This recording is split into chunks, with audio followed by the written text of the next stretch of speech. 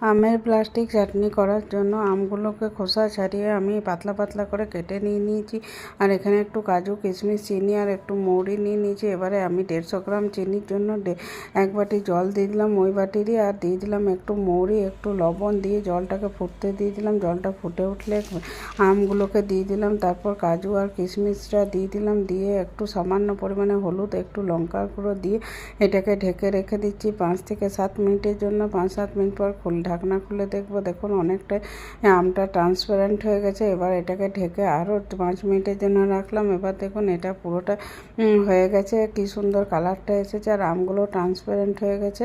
এরপর এটাকে আমি গ্যাসের ফ্লেম অফ করে দিলাম। গ্যাসের ফ্লেম অফ করে এটাকে আমি ঢেলে একটা পাত্রে ঢেলে নিচ্ছি, তাহলেই তৈরি হয়ে গেল আমের প্লাস্টিক চাটনি। এটাতে কোনো অয়েল ব্যবহার হয়নি, তেল দেখুন কতটা সুন্দর হয়েছে আর কতটা স্বচ্ছ হয়েছে। তো বাড়িতে অবশ্যই একবার এইভাবে ট্রাই